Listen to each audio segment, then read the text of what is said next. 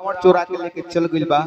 राम लक्ष्मण दर दर के ठोकर खाता लो, पेड़ से पूछता लो सीता जी के कहीं देखनी है ना? ना सीता जी के रौरा देखनी है?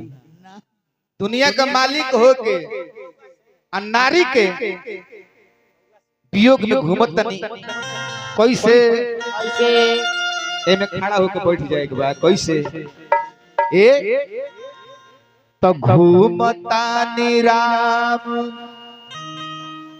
रघुरैया हो, अरे बाउर समैया आ गई। रघुरैया हो बाउर समैया घूमता निराम रघुरैया हो, बाउर समैया आ गई। रघुरैया हो बाउर समैया।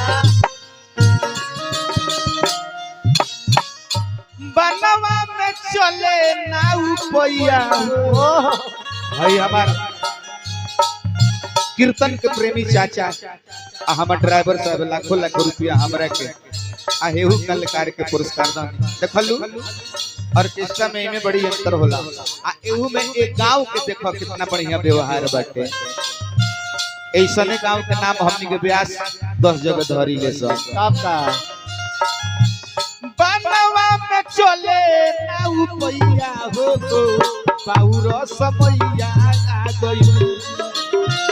बनवा में चले नाउ पैया हो बाउर समैया।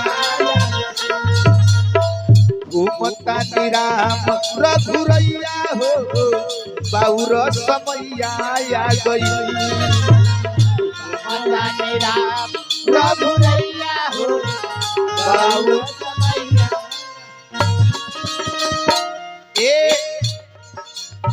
भाई हमारा धनंजय बाबू के भाई हमारे छोटे भाई लाखों लाखों रुपया के पुरस्कार हमरा के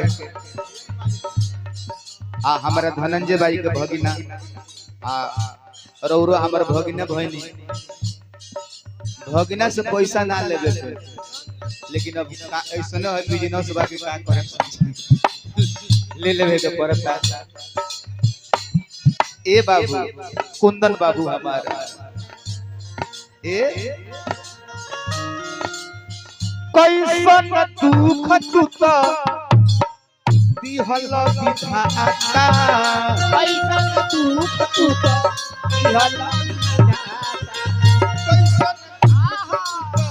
दिहल विधाता, कैसन दुख तुत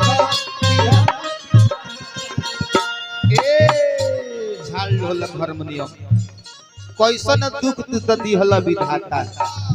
खोजले लखन कहाँ बाड़ी सीता माता, खोजले लखन कहाँ बड़ी सीता माता।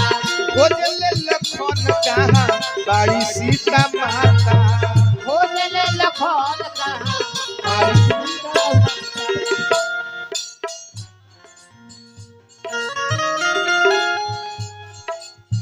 कि बनवा में चले ना उपैया हो, बनवा में चले ना उपैया हो बाउर समैया आ गई। बनवा में चले ना उपैया हो बाउर समैया। बनवा में चले ना उपैया हो बनवा में चले ना उपैया हो बाउर समैया। हाय देखी हाला तनी नाच के साइड हो गई, नाच के साइड हो जाए के और पत्नी। अच्छा चलिए भगवान के दरबार में वो सुहागिन के नाम से आई सुहाग हमेशा बन रहो हाउ तनी कम कर देवे के हमारा कहला से। अच्छा खुलवत रहो लग बाबू रंजीत बाबू एती खुदरा दे दो ल बाबू हमारा भाई देखें सचिन सचिन भूजा भंडार, सचिन भूजा भंडार और वो लोग कोनो शुभ कार्य परे तिलक विवाह कोनो फंक्शन में ता हमरा सुजीत भाई से मुलाकात करम लो।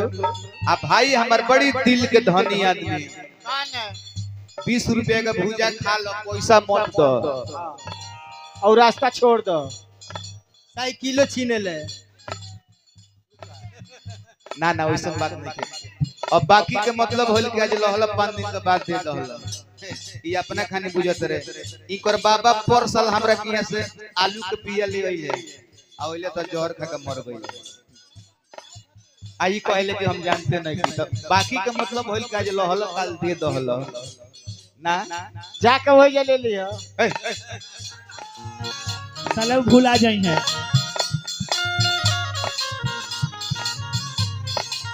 बनवा में चले ना उपैया हो बाउर समैया आ गई। बनवा में चले ना उपैया हो बाउर समैया। हा हा हा घुमतानी राम रघुरैया हो बाउर समैया आ गई। घुमतानी राम रघुरैया हो बाउर समैया। राम लक्ष्मण जब घूमतनी लोग रास्ता में आ ओही रास्ता से शंकर जी आ शंकर जी के औरत पर सती जी चल देले बने। आ जब राम के नजर पड़ल शंकर जी पर आ